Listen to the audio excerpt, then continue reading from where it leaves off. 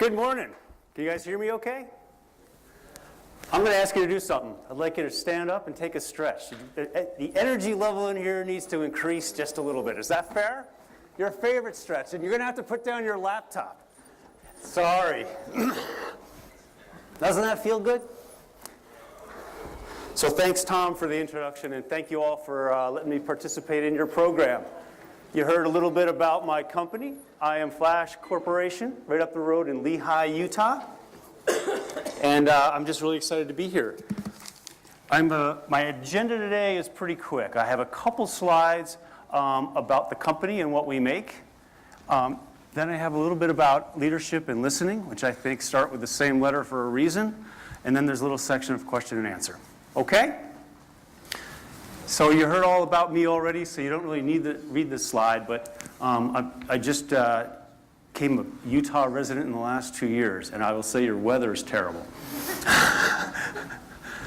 A couple things about I Am Flash. First off, most high-tech joint ventures they have a half-life of about 3 years. So half of them fail or disband or do something after 3 years. We'll have our 12th year, start our 12th year this August. So we're doing something right. And it's very difficult for joint ventures to do that, and I'll explain why in just a few minutes. A couple other key points. We have about 1,700 employees on site that are I Am Flash employees. And we just finished buttoning up a $500 million expansion, so we have about 1,500 contractors, mostly construction workers on site. And it's right off the Timpanogos Highway, if you know where that is. In our business, the computer memory business, there's a bunch of small players, and then there's the Battlestar. It's Samsung. Samsung owns roughly 65% of the memory market. But they do not have the fastest memory in the world. I Am Flash does. This is a picture of our campus. I think I mentioned this expansion just finished up, $500 million, and we're actually producing material from that facility right now. We also have plans in the works. It's not approved for funding yet to quadruple the size of our factory. So we're doing some good things, and it's only happening in one place. It's only happening in Lehi, Utah. A couple other things. Computer memory right now is really hot. And the reason is you can read the data behind me. I still can't understand how there's 452,000 tweets every minute. Half the world's population is on the internet every minute. Isn't that fascinating? I can see many of you are in there as well. All of this is driving tremendous amount of growth. Particularly in data. Data is the new oil. So if you're going to write a two-pointer for Tom, just write data is the new oil. And you can see the data behind me on why that is. A couple things. I'm going to explain this plot behind me. Not all memory is created the same. Memory that's close to the Intel microprocessor, Intel inside, is really, really fast. But it's really, really expensive. It's somewhere between $9 to $11 per gigabyte. On the other end, we call that hot data, by the way. It gets really fast when the CPU or microprocessor needs data. It just pulls it very quickly. The other end of the spectrum is something we call cold data. It's your hard disk drive. You know, that picture you only pull out once a year or something on Facebook. You don't really look at it all that often. Very, very cheap, about 5 cents a gigabyte, but really, really slow. You'd go nuts if your PC only required hard disk drives. It would take you months to get anything done. So that's the story. And there's this thing in between called warm data. And you may have a solid state drive, something that looks like this in your PC. It's much faster than a hard disk drive, but it's a little bit more expensive. Turns out that's good, but the new technology that we've developed is called 3D XPoint, and it's almost as fast as the DRAM or that $9 per gigabyte memory, and it's a lot less expensive. And we've been selling the product under the Octane name for Intel for the last year. Micron's version of the product will be out in 2019, but you can either buy an accelerator card, which means if you have a 7th or 8th generation Intel processor and the oldest hard disk drive in the world, you plug this into your motherboard, and it will look like the fastest hard disk drive in the world. Or you can simply buy these particular solid-state drives made from Optane. They're a little bit more expensive than a regular solid-state drive, but they're a lot faster. And we have been taken off. We cannot keep up with demand. We introduced our next version of the product in the next 2 months, and I think we're going to have to quadruple our factory pretty quickly. So that's a little bit about, about memory. Oh, I did want to mention one other thing. Most of you out here use about 1.5 gigabytes of memory a day. Maybe you're a power user, that would be 2 gigabytes. But you're not really the biggest driver for this huge amount of demand for memory. Every hospital uses about 3,000 gigabytes a day. Every automobile uses 4,000. My factory uses 1 million gigabytes of memory every single day. And every new high-tech thing you've ever heard of, blockchain, one of my favorites, autonomous driving, drones, artificial intelligence, big data, require tons and tons and tons of new memory. So being the fastest memory at the right price point is the right place to be at the moment. The problem with computer memory, it's been 27 years before we've had a new type of memory introduced to the market. You guys may have heard of NAND or NOR. That was 25 years ago.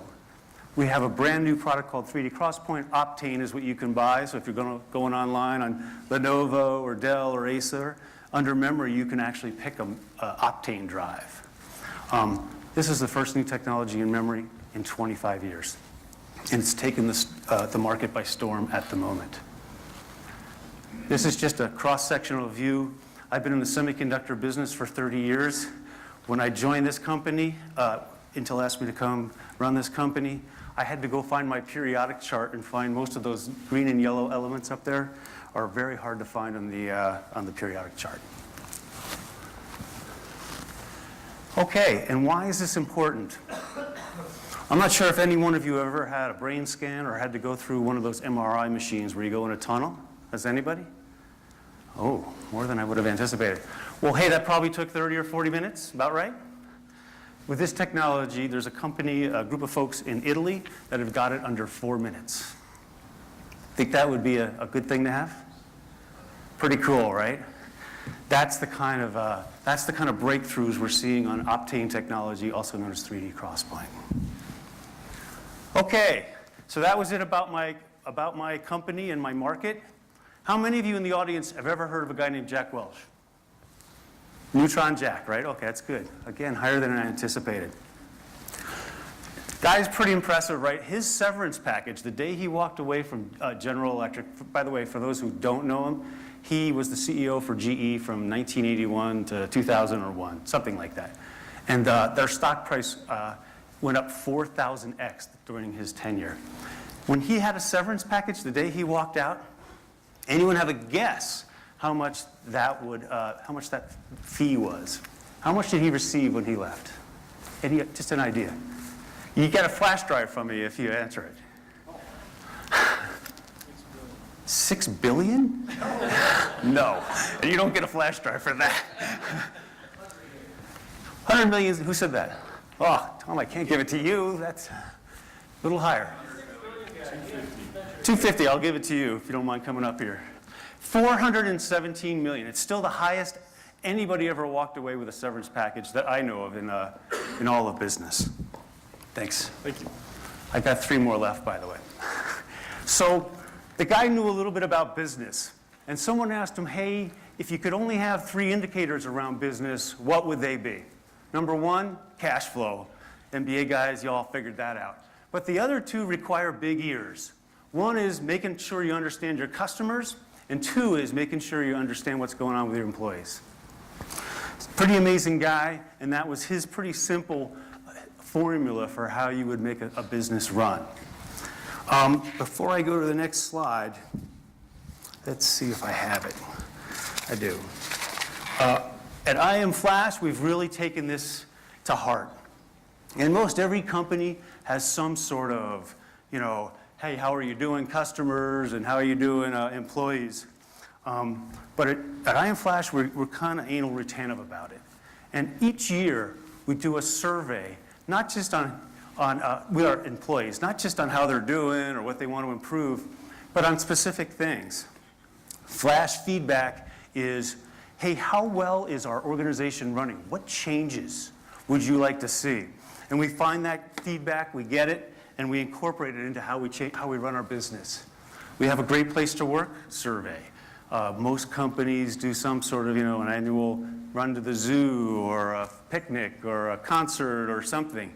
But it's more than that. We put a gym on site, a really world-class gym. We've got a whole bunch of different activities, from ski clubs to mountain biking clubs, my two favorite. Just a bunch of different things that our employees have asked for, and we've delivered for them. Safety is very important in our business. We use a lot of chemicals and gases that people don't know how they smell, because if you smell them, you'll be dead. So there's a lot we have to do around chemical safety. Every year, every employee gets a 360-degree feedback. So whether you're an engineer, a technician, a CEO, or a manager, everyone who works with you gives you anonymous feedback on, hey, these are the things you do well, and these are the things you don't do well. We do something called semicircles. Just about every couple weeks, I meet with just small, randomly chosen groups in our organization, see how they're doing, understand what their concerns are, and basically try to work through the issues so that IM Flash is a great, well-oiled machine. And we also do all team meetings, and I'll give you more details on that. But if you're wondering why we do it, I know you think you know everything when you get out of MBA school. Turns out, at least in the high-tech world, no one person understands it all. I don't care if your business is making cookies or making chips like I do, no one understands the big picture. So really understanding your customers, your employees, and the items they're facing, you got to have their view of the elephant, because no one sees the whole elephant. The only way to win, in Bert Blaha's opinion, is to get those opinions, and not just get them. When I say listening, and I'll talk about it a little bit more, there's a whole spectrum of listening. One side of listening is around, hey, I ignore someone. The other end of the spectrum is listen, understand, follow up, and then close the loop. And I'll talk a little bit more about that. But you have to evolve from just listening to actually doing something, and then getting back to that group or that person who said, hey, this would be a good thing to try, and close the loop and say, hey, we tried it, here's what's happening. So that's what, when I talk about listening, I'm talking about way in on that end of the spectrum. Just take a drink of water here. I'm going to talk about all team meetings. I'm pretty sure most companies try to talk to their employees at least yearly. We do it 4 times a year. We run a 4-shift operation. We buy a lot of expensive equipment, so the only way to remain profitable is to run that equipment all the time. So we never sleep. 7 by 24, the factory runs 52 weeks a year. And we have a pretty simple process. 4 weeks before our all-team meetings, and each shift has a meeting, so we do 4 in a week. We put the presentation together. We find out, most of the presentation, by the way, the last 20 minutes is questions and answers and how can IM Flash be a better company. We get that, we get the listening, we get their input, then we follow up with the team members and we post, hey, these were the 5 ideas you guys brought up in the all-team meeting, and we're going to do these 4, and we're not going to do this one, and this is why. And here's the actual dates we'll finish those 4 items up that you asked us to do. Closing the loop is so important. If you're a manager or a leader or even just a team player, if you listen and don't do something, that's like the worst cardinal sin. But if you listen, follow up, and then close out with that person who gave you the idea, you'll get a lot more good ideas going down the road. And it just multiplies. Because once you do it to that person will tell Joe and Mary and Tom, and it just accelerates. And in that way, you get your whole company, every employee, all trying to decide and provide input on what the best direction to go is.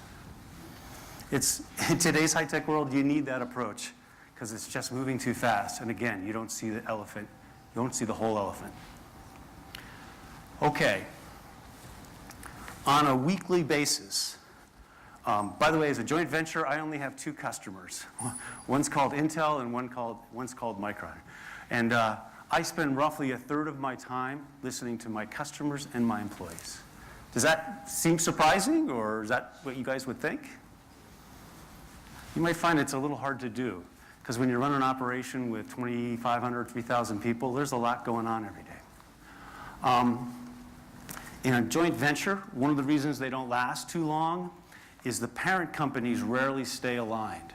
For example, you may have heard that Intel's been selling this new memory technology called Optane. I hope you buy some. They've been selling it for a year, but Micron's products aren't ready for another year. So Micron tries to not particularly invest a lot of money in our company and slow things down until they're ready. Intel can't keep enough of it on the shelves, so they're pouring in money and telling me to go faster. These are the kinds of things a joint venture often creates dissonance, and that's why they don't last long. Finding the middle path, I think I wrote, is impossible without listening to both companies, in our case, both customers, and figuring out exactly what they need and finding that middle path. As I mentioned, the half-life is about 3 years for a high-tech joint venture, and in August we'll start our 12th year. By the way, if there's any questions along the way, feel free to stop me. I'd love it to be interactive. So in summary, listening and leadership, those L's for both, to start both words, are really important, and it's not coincidence. You can't be a great leader. You can't possibly be a great leader unless you listen to your employees and your fellow workers, and certainly not with if you have to listen to your customers. Jack Welch is right. To be successful, you absolutely have to be a great listener. And then if you're not, you're going to be the other L word, which is loser. Before I say thanks for the opportunity to speak, I'll just leave you with one sort of Bert Blaha's view of the world. And when you guys go out, if I had learned this 30 years ago, I would have been a lot smarter. Couple things. One, praise your employees and the folks that you work with. 2, listen to them. Not just listen to them and let them go in one ear and out the other. Do something about it. Take notes, write it down, and then get back to that person. Hey, I did this. You guys will have a leg up. It took me a third of my career before I figured I needed an MBA. You guys are going to come out of this program with one, and that will help you understand a lot better as you're listening to other employees and other people. And then, if you can get folks, if you can inspire folks to believe what you're doing is the right thing, for me, it's around this memory technology, I think you're going to be successful. But if you can't inspire them to buy in, I don't think you can be successful. So thank you very much for letting me participate in your program. If you ask questions, I have 3 flash drives left.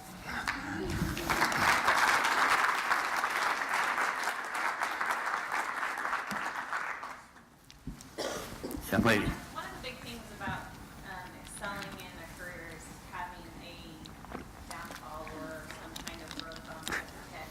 Would you say that there's anything that has stood out in your head that helped you get motivated? Yeah, I will repeat the question. It was a terrific question, by the way. Please come down. I'm going to give you one of these. Her comment was, oftentimes leaders go kind of like reflect back and say, hey, I didn't do so well on that. I'm going to do it better in the future, and it makes you a better leader and a more effective manager. What would Bert's be? I've got a lot of them. You know, I think early on, I started out as an electrical engineer. By the way, that Jack Welch guy started out as a chemical engineer. So we have some parallels. I don't think I'm going to get a $417 million package, though, when I leave. Early on in my career, I was covering for one of my bosses, and his boss's boss came, into my office and said, hey, I need you to do A, and it's really, really important. Just get it done. It's like, okay. And I had a little difficulty getting whatever it was done. It was actually a different kind of a test for one of Intel's microprocessors at the time. And I kept going, gosh, this is hard. Let me think about it overnight, because engineers often do that. They have this DNA strand about thinking things through at night and over dinner or lunch or whatever. So I got it done the next day, and I thought I was absolutely terrific. Well, what I learned, of course, is it wasn't in time, and I didn't realize that the guy's boss's boss was pressuring him to meet a specific customer requirement, and I didn't ask those questions. I didn't actively listen enough to say, why is it so important that it gets done today? I'll get it done. It's just adding another test. I can do that. But I think maybe that's why I'm such a passionate around leadership and listening. I should have listened a little bit better that day. Did that answer your question? How do you define success? Oh, boy. How do I define success? Personally or professionally? Personally. One thing I'd like to share with you, and you probably have figured this out already since you're all MBA students, is on one end of the spectrum of life, there's something called living to work. On the other end of the spectrum is working to live. And whether you know it or not, I'm sure Tom knows it, you're going to have to figure out exactly where you want to be on that spectrum. For me, I'm a family man. I wanted to make sure my 3 kids were happy, successful, that they got to grow and develop the way they should. And I'm really proud to tell you they did. So success for me is the 3 things I'm most proud of are my 3 kids. I don't know if that answered your question. Did I give you one of these? Oh gosh, we're down to 1 after this. I got to do something on this side of the table. Is that all right? And I'll come back to you. Come on over here, you guys. There we go. Do you know any of the history behind choosing the location? Because now it's in prime real estate. Urban folk, but 10 years ago, it was Nothing. Oh, that was an awesome question. The question is, hey, Bert, do you know anything about how that site was chosen in Lehigh? Because it was actually chosen in the 80s or something. They started building it in the 90s, mid-90s, I think. 96 is when they did the first building up. How was it chosen? I'm from the Intel side. The facility, and it's actually 1,200 acres, is owned by Micron Corporation. They made the choice. I don't know all the details, but I got to tell you, the Micron technology, by the way, they're a publicly traded company. They have great products. They're really good strategic thinkers. And they actually started that whole Silicon Slopes. By the way, we're the only one that makes or uses silicon in the entire Silicon Slopes area. I like to tell people IM Flash is the silicon, puts the silicon in Silicon Slopes. But they made a brilliant call, right? Because now this particular county is one of the top 5 growing in the entire United States. And I wasn't there for that. All I can tell you is they had some great foresight, didn't they? Because now they can sell half that property and make a bundle. By the way, here's your... Okay, there was a question over there. So you keep mentioning, we're all MBA students. I'm actually not an MBA student. Oh, good. Juniors and seniors. Oh, okay. So business. Oh, undergrad. I'm sorry. That's right. My question has to do with that. So I'm trying to decide if I should just go right into getting a master's. I've had other people tell me, try to go get a little bit of work experience that helps with applying some of the stuff you learn in your MBA. I'm looking at HR. And so what would your advice be on that, like from your history? From my history? The question was, hey, we're juniors and seniors. Should I just go right to get my MBA or should I go get some work experience? I can't answer that for everybody. I can tell you my personal journey was I started out as an engineer, device physics guy, worked pretty hard, was pretty lucky, successful, but eventually you hit something in the management chain where you realize everybody ahead of you, everybody above you is a business person. So you guys are in the right place at the right time. That was my personal journey. So a third of the way through my career, I went back and I got an executive MBA because I wasn't smart enough to go for a full-time MBA. I didn't have enough time. I think it's a personal choice whether you go directly to the MBA. My view of life would be go out and figure out how the real world works. It's pretty cool. It's exciting. There's pluses and minuses, but the learning you get in the real world is different, and you can learn really, really fast if you invest your time. I'm not sure if I answered your question, So but you're saying it's good to go get a little bit of experience. I don't know if I'm ruining some UVU policy, but I would tell you, go for it. The real world is really cool. I'm going to get to you in a second. There was a question at the top. What are the challenges to being a co-CEO, and how do you overcome those challenges? Oh, that was the toughest question of the day. Okay. What are the challenges of being a co-CEO, and how do I get around it every day, right? Fortunately, I have a good partner. Micron's representative, my partner, really smart guy, PhD from Wales. He's very, really smart. The challenges I have, I think I alluded to it earlier. You know, Micron, which is one of the parent companies, wants to go right, and Intel wants to go left. So finding that middle path, you know, Intel saying invest, invest, invest, and Micron is saying, hey, wait till our products are ready. Trying to find how do you invest, invest, invest, but do it so wisely that the other part of the parents doesn't squawk too much. It's really, every day for me, it's unusual. You know, most of my career I've been in charge, and, you know, you make the decision and you move. It takes a little bit more time, and there's a lot of listening, as I mentioned earlier. But the challenge is trying to find that middle path. It slows me down. And wait, there was a question here, and then I'll get to you. Do you have any books that you would suggest for us to read? Yes. What books would I recommend you to read? Winning by Jack Welch would be the one book I would start with. There are so many others that are very, very good. That, for me, you know, Good to Great's another one. Competitive Advantage is another one. But to me, what resonates best with me is that winning book. It's not all right. I don't think there's any book that's all right, but it kind of gives you a pretty good groundwork and framework on how to work in business. And then there was one I missed up here, I thought. Oh, there it is. I'll get to it. There's just a lot of people switch careers very often. So what made you want to decide to stay with one company throughout your whole career? Yeah, great question. A lot of folks switch careers and switch jobs over time. What made me stay with one? It turned out actually for 2 years I worked at a small company called Keithley Instruments, which made testers that worked at Intel Corporation. But I've looked at other companies, I've been involved in other companies. For me, Intel Corporation is the best corporation on the planet.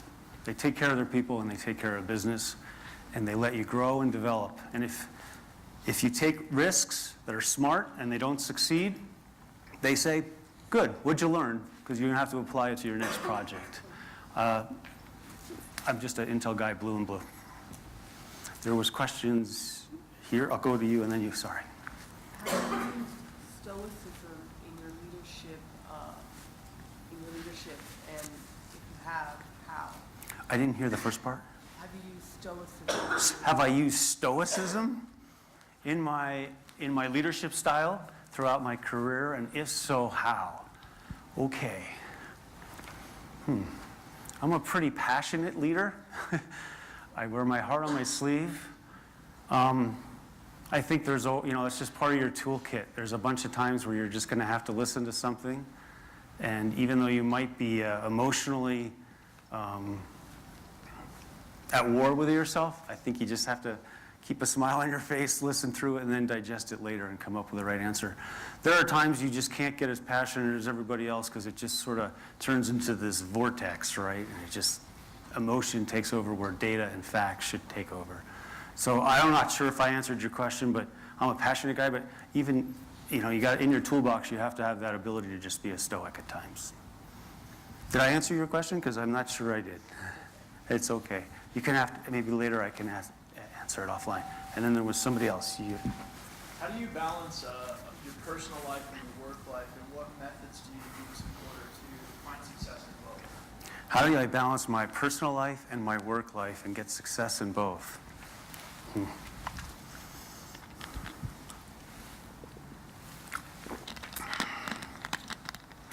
You know, as I mentioned earlier, you've got to figure out where you are on that spectrum. Live to work or work to live.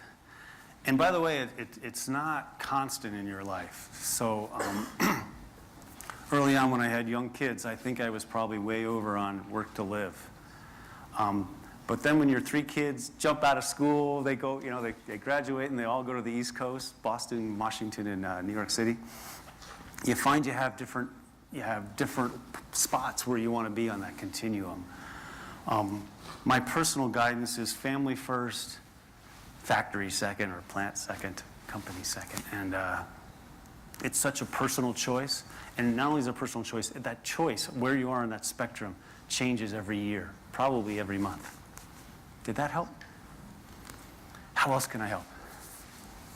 Question in the back. We talked about using communication and how often you meet with different groups. How do you show the value of that communication when you're taking so much time every 4 weeks out of the factory time where they could be using other time? So the question, I think, is, Bert, you and your staff are taking a lot of time listening to your employees or your customers? Employees, probably, right? Probably both, okay. So much time every month. How do you show the value that that's adding?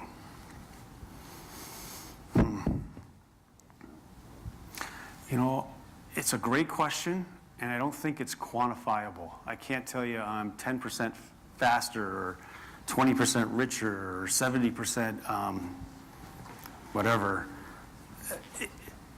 What shows at the end of the day is your team, your factory, your plant, your company not only consistently hits every goal it signs up for, it beats them. It shatters every record. It has a consistent track record of week in and week out doing what no other company in the world can do. To me, I think that's how I know I'm doing the right thing. And I think my customers would tell you the same thing. All customers will tell you the cost is too high. But even my customers will tell you, cost is okay, Bert, we should do a little bit better there. But they're very pleased with the product that we make up here in Lehigh. I hope I answered your question. It was a very good one.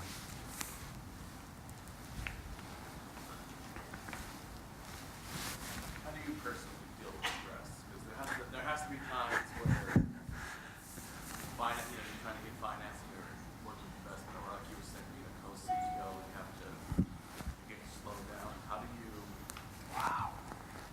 detox? How do I remain?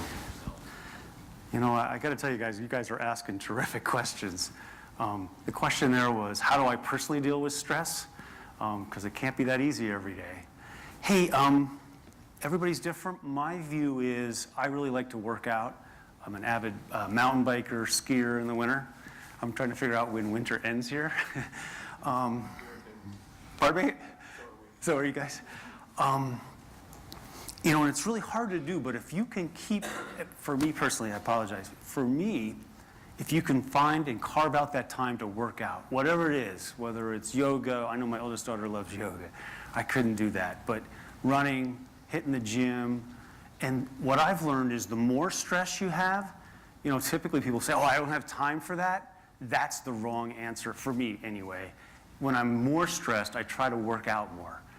For me, it kind of cleans the brain out. Okay, there's a lot of different stimuli about which direction to go. But when you're working out, mountain biking, doing something you love, for me, you kind of come back with a clearer mind and say, hey, this is the direction we got to go. Did that answer your question? You guys are great question askers. Wow. Okay, cool. Is there any more? Yeah. You said you started off as an engineer. Do you think having that base understanding within your own field of what the inventors do within your field has made it so that you're a better leader for your company? That was a terrific question. If you didn't hear it, she said, hey, Bert, you started out as an engineer. Do you think it really, really helps you to understand the technology and the innovations and that sort of thing in your industry as you move up the management ladder? And the answer is heck yes. You have to be an expert at something. And if you're a junior and senior here and you're getting for your business degree, whether it's some piece of accounting or finance or something, you have to be great at that. So that 5 or 10 years down the road, as you've moved up the management chain, if that's the path you go, no one can snow you. No one can tell you, hey, this is how we're going to do this accounting practice, or this is how we're going to finance our next expansion, or you have to have something you can lean on. For me, I'm really good at testing microprocessors and other semiconductor devices. So when someone tells me, hey, this can't be done, you know, you can, I'm not sure if I'm allowed to say this at UVU, but that's a BS flag for me. You know, that's not right. Hey, I can give you some ideas on how to do that. It only helps you in your career to have an expertise that you can rely on as a rail for you as you move up the ladder, as more responsibility comes your way. So if anyone ever tells you don't become an expert on something, my personal view, my personal career would tell you that's the wrong path. The right path is become world-renowned or so darn good everybody knows it, because you'll always be able to rest on that. And as you go up the management ladder, things become a lot more gray. It's really good to have something you can lean on. Hopefully I answered your question. That was a superb question. Okay, I only have a minute or so or two left. Is there any other questions? All right, go Wolverines.